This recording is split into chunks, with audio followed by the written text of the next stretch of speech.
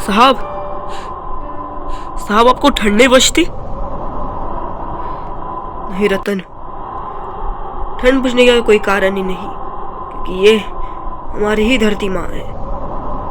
Sir चलिए, है ये तो हमारी पहली कैंपिंग है साहब। बहुत लोगों को तो ठंडी बज रही है साहब। मुझे पता है कि लोगों को ठंडी बज रही है, लेकिन हम क्या कर सकते हैं सर। हमने जो भी शाल और तकिए लाए थे वो हमने उनको बांट दिए साहब। वो चैन से सो सकते हैं साहब।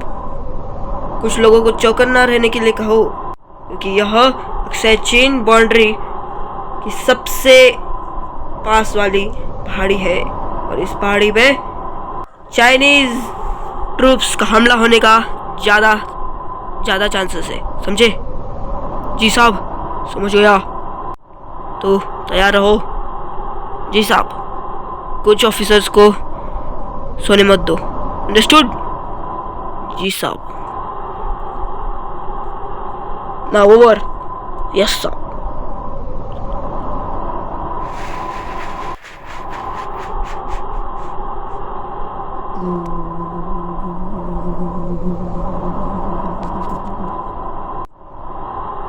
क्या मेरे जवानों, क्या सब मुझे सुन सकते हैं? क्या यहाँ सब मुझे सुन सकते हैं? जी साहब, हम आपको सुन सकते हैं। क्या आपने बड़ी सी पहाड़ी देखी? कल सुबह ही हमें इस पहाड़ी के लिए निकलना है।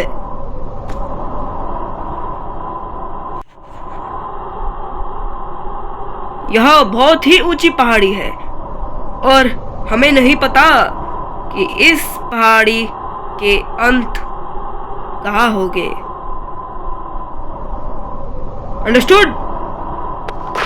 हाँ साहब, समझ गए।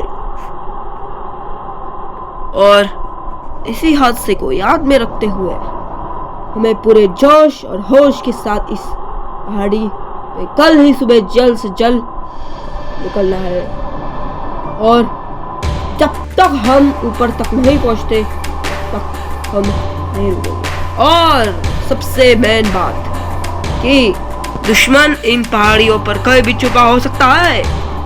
इन दुश्मनों को धूल चटाने के लिए हम क्या कर सकते हैं उन्हें नहीं पता। हम हैं हिंदुस्तानी फौजी, Charlie company, 13th Kumar regiment, और उन्हें क्या पता हम क्या करेंगे। मेरे 120 बहादुर जवानों, क्या सब इस पहाड़ी पर चढ़ने के लिए तैयार हो?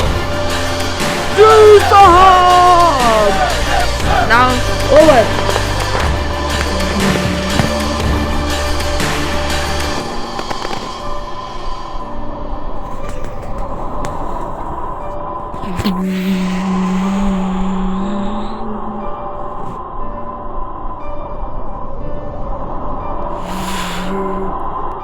मुझे उधर कुछ तो भी नजर आ रहा है, छोटा छोटा।